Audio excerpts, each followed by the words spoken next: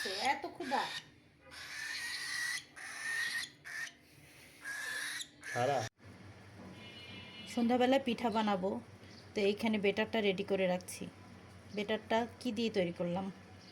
চালের গুঁড়া, একটু সামান্য আটা দিয়েছি, গুঁড়া দুধ, সামান্য চিনি আর সামান্য লবণ দিয়ে এই গোলাটা রেডি করেছি। সন্ধ্যাবেলা পিঠা বানাবো, আগে থেকে রেডি করে রাখলে ভালো আর কি। যে কোনো পিঠার বেটার আগে থেকে রেডি করে রাখলে পিঠা ভালো হয়। এখন ঢেকে রেখে দিচ্ছি। মাছ এগুলো সব ধুয়ে খেয়ে যাবো। আল্লাহ,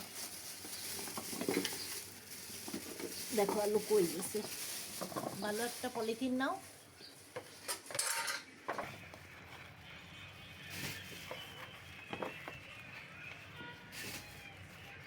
কিছু সিলভার যে ওগুলা দিয়ে ছোলা রান্না করবো।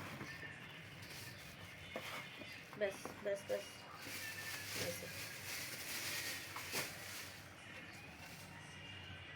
পেঁয়াজ বেশি কাটার দরকার নেই।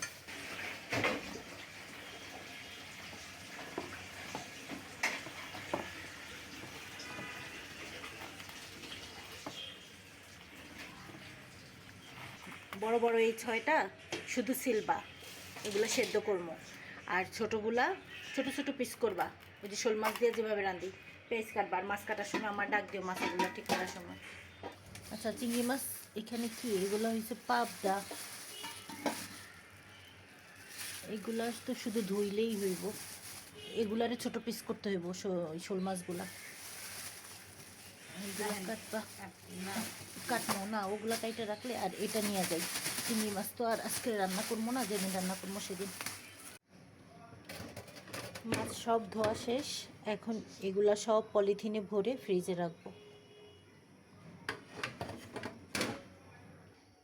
যে মাছের অনেকগুলো ডিম হয়েছে সিলভার কাপে। আর এই শোল মাছগুলো আজকে রান্না করবো আলু দিয়ে।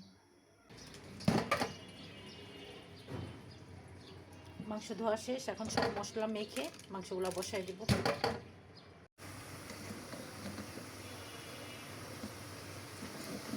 সব মশলা দিয়ে দিলাম। শোল মাছ রান্না করা হলো না, আপনাদের ভাইয়া মাংস খেতে চাচ্ছে। তেলটা একটু কম দিলে ভালো হতো, যেহেতু সিনার মাংস প্রত্যেকটা পিসের সাথে চর্বি মিক্সড করাই আছে। বুঝতেছি না, মনে হচ্ছে তেলটা একটু বেশি দিয়ে ফেললাম। যে প্রত্যেকটা পিসের সাথে চর্বি মিক্সড করা, এই মাংসগুলো খেতে মজা, কিন্তু তেল বের হবে আর কি। তো অল্প তেল দিয়ে রান্না করলে ভালো।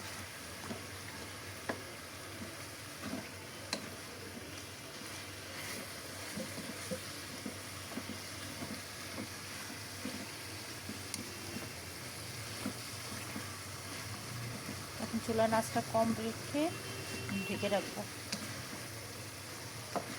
ভালোভাবে কষানো হোক।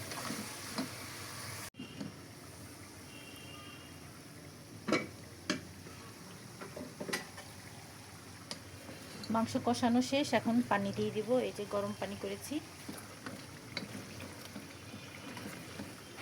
পানি দিয়ে পরে আলু দিব। ঝোল দিয়ে তারপরে আলু দিয়ে দিলাম। এখন সেদ্ধ হওয়া পর্যন্ত অপেক্ষা করবো আর কি।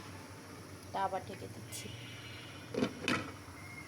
এখানে টমেটো সালাদ কেটে দিয়েছে, আমি পেঁয়াজ মরিচ দিচ্ছি। এখন শীতের সময় টমেটো সালাদটা আমার খুব পছন্দ, প্রায় প্রতিদিনই খাওয়া হয়। মাংসে লবণ হয়েছে কি না এই পর্যায়ে দেখে নিতে হবে, তা না হলে আবার মাংসে লবণ ঢুকবে না। আর একটু লবণ লাগবে।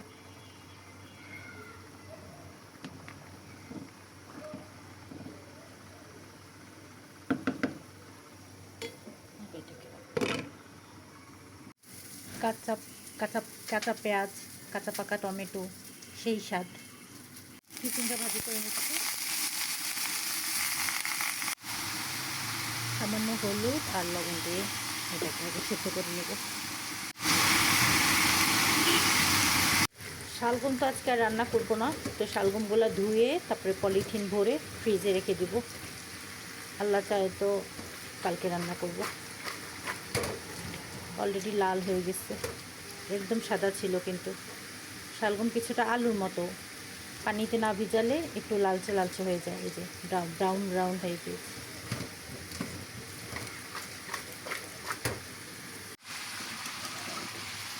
চিচিঙ্গাগুলো সেদ্ধ করে নিয়েছি, এখন আরেকটু সেদ্ধ হবে। তুলে নেওয়ার আগে ডিম ভেঙে দিব।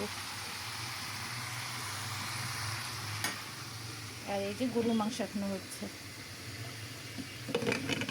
কালকে ডাল আছে, এই হচ্ছে আজকে রান্না।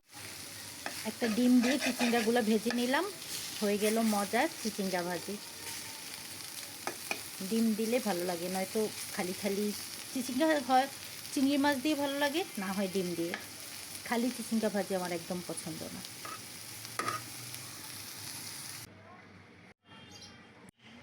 চিচিঙ্গা ভাজি শেষ, গরুর মাংস আলু দিয়ে ঝোল মাংস রান্না শেষ।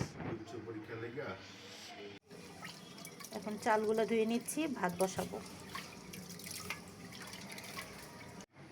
এখন শুধু সালাদটা মেখে নেবো আর কি।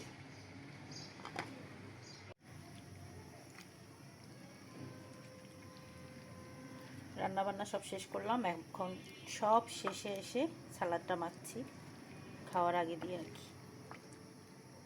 বেশি আগে মেখে রাখলে পানি বের হয়ে যায়, এটা আবার খুব বিচ্ছি লাগে আমার কাছে। ঠিক খাওয়ার আগ মুহূর্তে মেখে নিচ্ছি।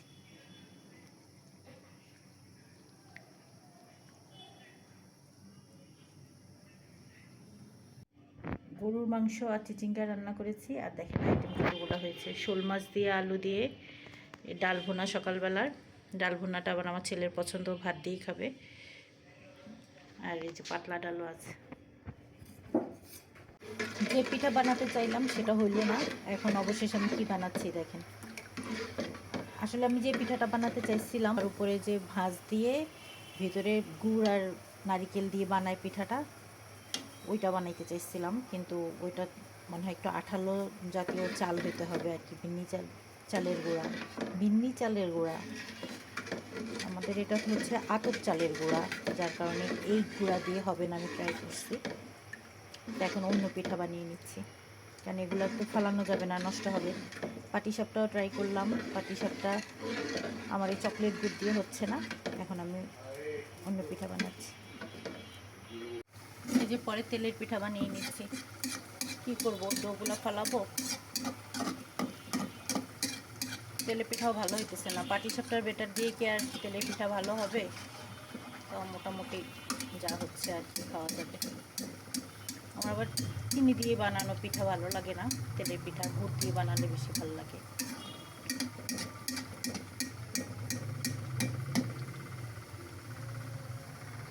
এই যে দুই রকমভাবে পাটিসাপটাটা বানাইতে চাইছি, এইভাবে বানাইলাম, ভাঙ্গা যাইতেছে দেখা, আবার এইভাবে চেষ্টা করলাম, তাও ভেঙে যাইতেছে। আসলে এটা চকলেট গুড়, চকলেটের মতো খাইতেই মজা। পিঠা বানানোর পর গইলা কেমন জানি রস বাইর হইতেছে, এই জন্য পাটিসাপটার ডোটা দিয়ে একটু ঘন করে আমি এই যে তেলের পিঠা বানাইছি। তেলের পিঠাগুলোও চ্যাপ্টা হয়ে যাইতে চাইতেছে পাটিসাপটার মতো, কারণ যে আটাটা ওভাবে কাটছি প্রথমে, তাও ভালো খাওয়া যাবে। যে আরও কিছু বেটার আছে। তেলের পিঠা এই বেটারটা দিয়ে তেলের পিঠাও ভালো হইতেছে না, মানে ওই যে পাটিসাপটার মতো চ্যাপ্টা হয়ে যাইতেছে, ফুলকো হইতেছে না আর কি। এটা হচ্ছে পরের দিন সকালবেলার নাস্তার টেবিলের অল্প কিছু অংশ। তো আজকের ভিডিওটা এ পর্যন্তই। সবাই খুব ভালো থাকবেন, আবারও হাজির হয়ে যাব নতুন আরও একটা ভিডিও নিয়ে। আল্লাহ হাফেজ।